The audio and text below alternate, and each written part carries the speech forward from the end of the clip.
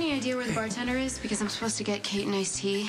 No, I haven't seen him since he dropped this off, but I really haven't been paying much attention.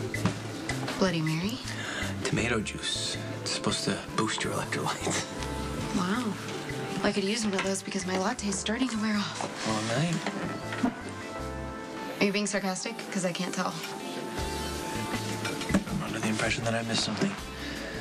You haven't read a newspaper. You haven't seen the news? I honestly was so blurry-eyed when I woke up this morning, I couldn't really pay attention to anything. And as you know, I have a tendency to be a little self-absorbed, so if my ignorance has caused any offense, I apologize. Well, you know that Sonny and Brenna got married last night, right? Yeah, that's the hangover. The thought of that rat bastard marrying some trophy while my sister rots away in the ground gives me a taste so bitter in my mouth that the only thing I can think of to get rid of it is drink it away. Well, I don't think that Sonny will be enjoying himself too much because someone put a bomb in his limo. Crap. No, nobody died.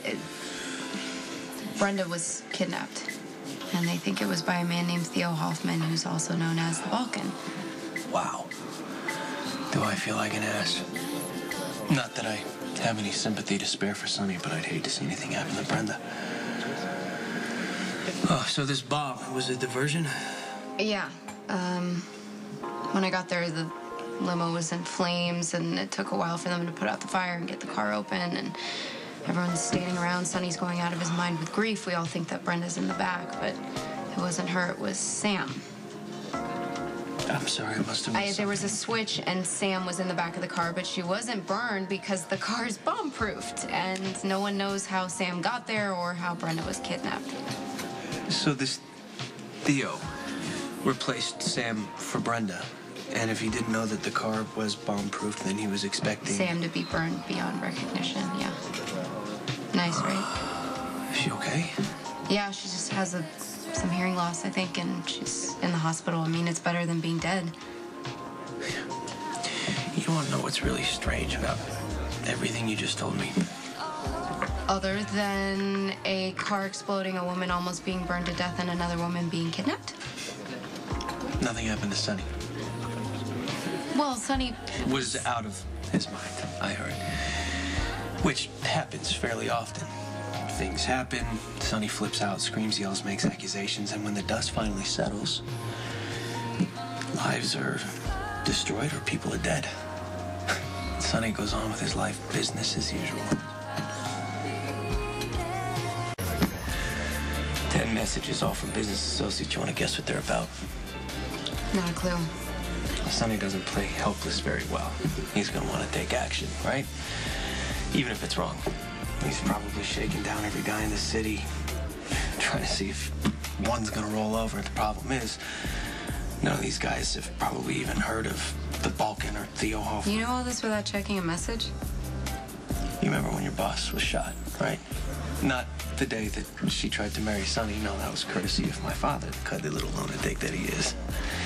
No, I'm talking about the day that she was shot on the waterfront, and Sonny jumped and accused me of doing it and taking Michael hostage for good measure. Remember, I was given a 3-week all-expense-paid vacation to a padded cell with amenities like daily beatings. My point is, Sonny didn't take the time to find out if I was actually responsible. He needed an ass to kick, and mine was there. I don't see him changing his tactics. He's gonna wage an all-out war in this city, and... well, the only thing that he's gonna get is gratification for his massive ego. I owe you an apology. For what? For forgetting what you've been through and putting it in the back of my mind. You do these crazy and reckless things, and you seem callous and unfeeling, and I wonder, what do you have to be so pissed off about? But the truth is, you've been through a lot of horrible stuff. And you've lost a lot of people that you love, and no one has the right to judge you, least of all me. Well, truthfully, the fact that you even think about me at all these days is flattering. What? Of course I care about you. You were a big part of my life. You were a big part of mine. It still doesn't sit well with me the way I ended things. It wasn't fair to you. Well, look, I wasn't crazy about the fact that you claimed you wanted to be with Maxie, but eventually I understood that you let me go because you didn't think that you were good for me. It wasn't. You were better than you think. I'm glad that we were together. I matured a lot. I got to work out a lot of issues, and by letting me go when you did, I was able to meet Dante, and we're crazy about each other. You helped me get there, and I'm grateful. Well, if I did anything good for you at all, Lulu, I'm the one who's grateful.